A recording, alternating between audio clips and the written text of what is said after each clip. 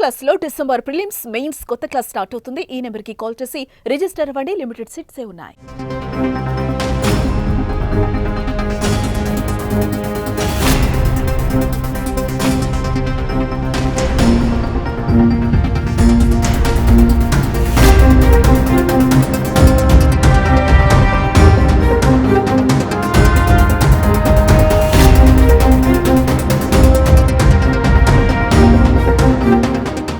సంధ్యా theatre తొక్కిసలాట ఘటనపై తెలంగాణ ప్రభుత్వం అసలు వెనక్కి తగ్గడం లేదు. అసెంబ్లీలో సీఎం రేవంత్ రెడ్డి ఇష్యూపై మాట్లాడడం, దానికి counter Allu Arjun press meet పెట్టడంతో వ్యవహారం మరింత పెద్దదైంది. ఘటన జరిగిన రోజు సంధ్యా థియేటర్ సీసీ ఫుటేజ్ ను విడుదల చేసి అల్లు అర్జున్ ను మరింత చిక్కుల్లో పెట్టారు పోలీసులు.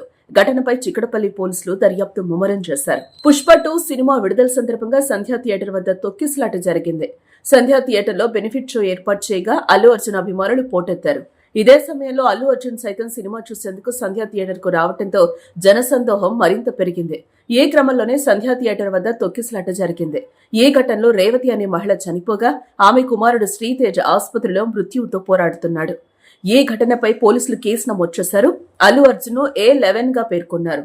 అనంతరం ఇటీవలే అల్లు అర్జున్ ను పోలీసులు అరెస్టు కూడా చేశారు. ఓ రాత్రి పాటు చెంచల్గూడ జైల్లో ఉంచారు. అయితే తెలంగాణ హైకోర్టు మధ్యంతర బెయిల్ మంజూరు చేయడంతో అల్లు అర్జున్ విడుదలై ఇంటికి చేరుకున్నారు. అల్లు అర్జున్ పిటిషన్ విచారించిన న్యాయస్థానం 4 వారాల పాటు మధ్యంతర బెయిల్ ఇచ్చింది. అయితే ఈ కేసులో లోతుగా విచారించేందుకు అల్లు అర్జున్ కి మరోసారి నోటీసులు పంపించారు పోలీసులు.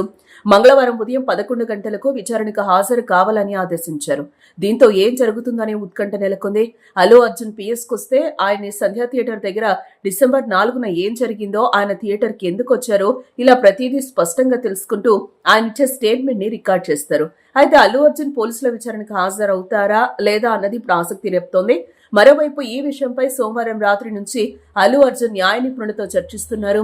ఏం ప్రశ్నలు అడుగుతారు, ఎలా సమాధానం చెప్పాలి అనే దానిపై చర్చిస్తున్నట్లుగా సమాచారం.